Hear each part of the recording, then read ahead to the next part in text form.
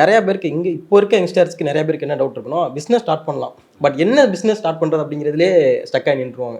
So அது next step எப்படி எடுத்து வைக்கிறது? இந்த எல்லாரும் இந்த நார்மலாக இன்டர்வியூவில் சொல்கிற மாதிரி இது நல்ல கேள்வி அப்படிங்கிற மாதிரி. ஆனால் யோசனையோட கேட்குற கேள்வியாக இருக்க பட்சத்தில் அது ரொம்ப முக்கியமான கேள்வின்னு சொல்லுவேன். இம்பார்ட்டன்ட் கொஸ்டின் அப்படின்னு சொல்லலாம். என்ன அப்படின்னா, தொழில் அப்படின்னு நினச்சோம்னா ஒரே ஃப்ளாட்டாக தொழில் அப்படின்னு நினச்சிக்கிறோம். ஆனால் தொழிலில் 3 செக்மெண்ட் இருக்குது துவாரா. என்ன அப்படின்னா, ட்ரேடிங், மேனுஃபேக்சரிங், சர்வீசிங். ட்ரேடிங்னா ஒரு பொருளை வாங்கி விற்கிறது. இன்னைக்கு மார்க்கெட்டில் இந்த பொருளுக்கு டிமாண்ட் இருக்குது அப்படின்னு அனலைஸ் பண்ணிட்டு விற்கிறது. அது ரத்தத்திலே இருக்கணும், மென்டலியே இருக்கணும். மென்டாலிட்டிலே என்ன இருக்கும்னா, இங்கே வாங்கி இதை வித்தரலாம், இதை வாங்கி இதை வித்தரலாம் அப்படின்னு. அந்த மனநிலை இருக்கிறவங்களுக்கு அது சூப்பராக ஒர்க் ஆகும். இன்னொன்று, நான் எதையுமே விற்க மாட்டேன், திருப்தியை தான் விற்க போகிறேன்னா அது பேர் தான் சர்வீசிங். சர்வீசிங்னா பேர் என்ன? எதை விற்கிறது தெரியுமா?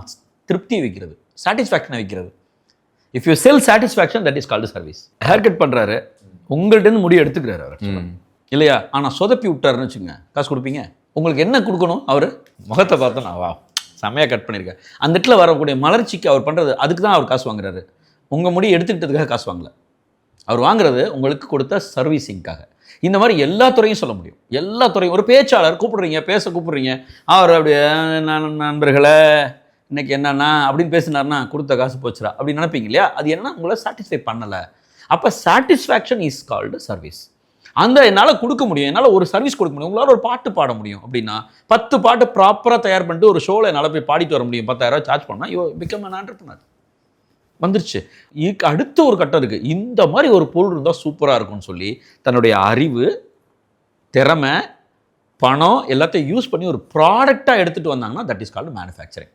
இந்த 3ல் எனக்கு எது சரியாக வரும்ன்றதை முடிவெடுத்துட்டு தான் தொழிலுக்குள்ளே இறங்கணும். First point.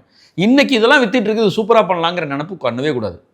பாரு, ஊருக்குள்ளே என்ன சூப்பராக இருக்குது, எல்லாரும் கையில் மொபைல் வச்சுருக்கான், வாடா மொபைல் கடை ஆரம்பிக்கலாம். அப்படி ஆரம்பிச்சிங்கன்னா கந்தல். இன்றைக்கி இருக்கிற அந்த பியர் ப்ரெஷர் சொன்னேன்ல, அதில் இன்னொரு முக்கியமான விஷயம் என்னென்னா, எல்லாரும் செய்கிறத நானும் செய்கிறதுன்னு ஆரம்பிச்சு.